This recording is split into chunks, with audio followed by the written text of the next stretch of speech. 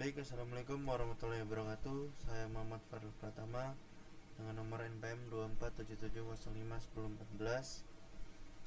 Baik, di sini saya akan membuat tugas pengganti, yaitu pada pertemuan kedua matkul ATSI saya berhalangan hadir. Baik, langsung saja. Materinya sistem informasi. Sistem adalah sekumpulan komponen yang saling berinteraksi dan bekerja sama untuk mencapai suatu tujuan tertentu melalui input, proses, dan output. Informasi adalah data yang telah diolah sehingga memiliki makna dan bermanfaat bagi pengambilan keputusan. Jadi sistem informasi merupakan suatu kombinasi teratur dari manusia, hardware, software, jaringan komunikasi, dan sumber daya data yang mengumpulkan, mengubah, dan menyebarkan informasi dalam sebuah organisasi. Mengumpulkan data, memproses data, menyimpan data, menghasilkan informasi, mendistribusikan informasi. Untuk mengumpulkan data, sistem informasi berfungsi sebagai wadah untuk mengumpulkan data yang diinput oleh pengguna dalam suatu institusi atau organisasi. Data yang dimasukkan menjadi sumber utama agar sistem dapat beroperasi dengan optimal.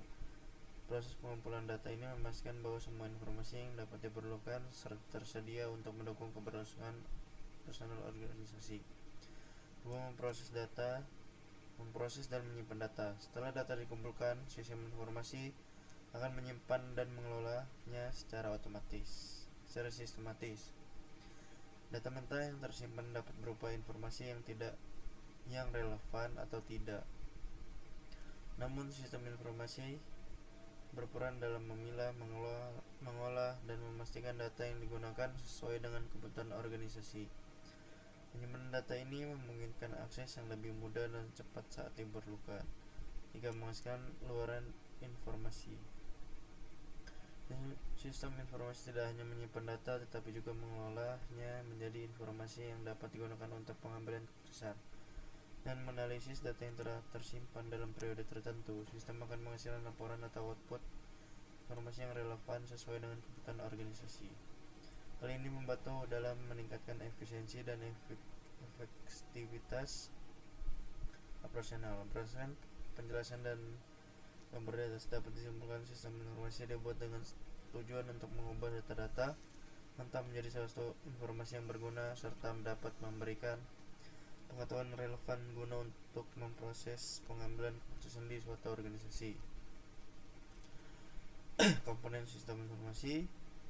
Sistem informasi terdiri dari beberapa komponen yang saling berinteraksi dan bekerja sama untuk menghasilkan informasi yang berguna bagi pengguna. Yang pertama, komponen model merupakan kombinasi prosedur, logika, dan model matematika yang digunakan untuk memproses data yang telah tersimpan dalam basis data sesuai dengan aturan yang telah ditentukan. Komponen ini bertujuan untuk mengelola data menjadi informasi yang dibutuhkan oleh pengguna sistem. Kedua, komponen output merupakan hasil pengelolaan data yang berupa informasi atau laporan yang berguna bagi pengguna sistem. Output dapat berupa laporan, grafik, dokumen, maupun tampilan informasi lainnya yang digunakan sebagai dasar pengambilan keputusan. Yang ketiga, komponen teknologi merupakan alat atau sarana yang digunakan dalam sistem informasi untuk mendukung proses pengolahan data. Teknologi digunakan untuk menerima input, menjalankan proses pengolahan data, menyimpan dan mengakses data, menghasilkan dan mendistribusikan output, serta memantau pengendalian sistem.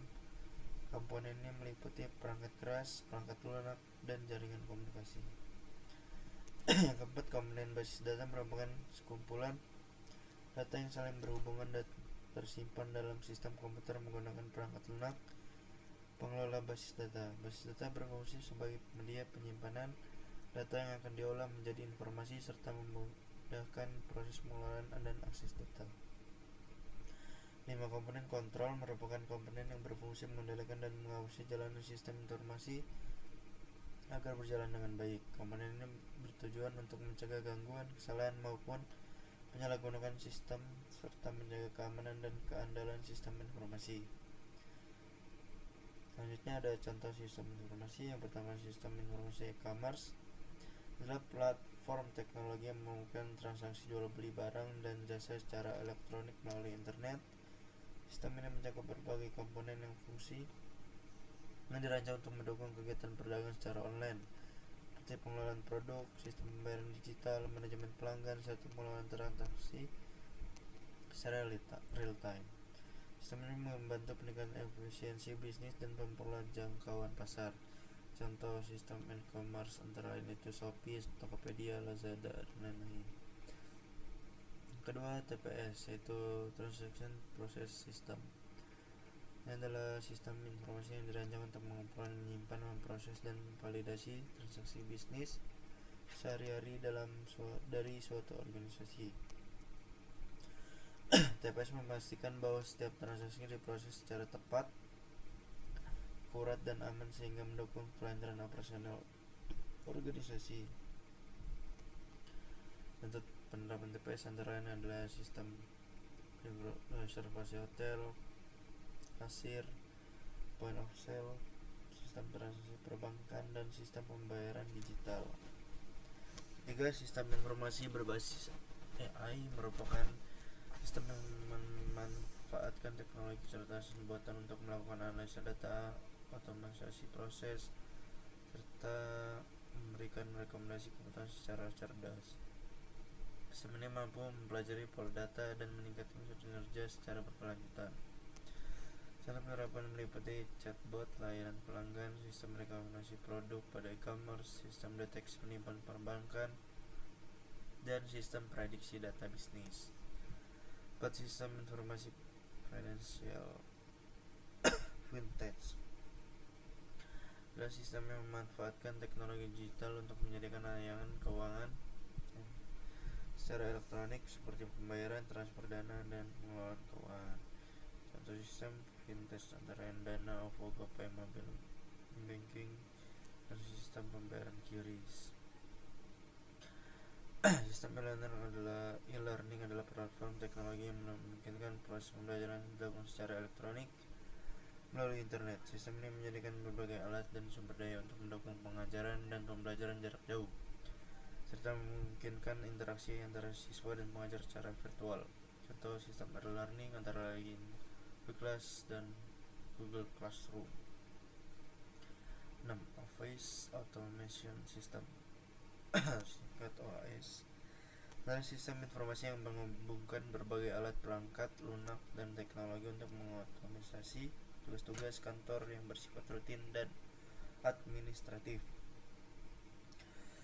Tujuan utama OAS adalah meningkatkan efisiensi dan produktivitas dengan mengurangi pekerjaan manual dan meningkatkan kolaborasi serta komunikasi antara anggota tim dalam suatu organisasi. Contoh OAS meliputi Office 365, Google Workspace, sistem manajemen dokumen digital, dan aplikasi kolaborasi daring.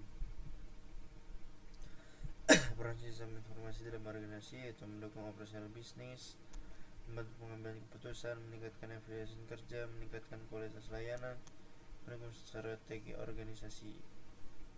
Baik, segitu saja penjelasan dari saya. Apabila ada salah perkataan saya mohon maaf. Wabillahi taufiq wal hidayah. Wassalamualaikum warahmatullahi wabarakatuh.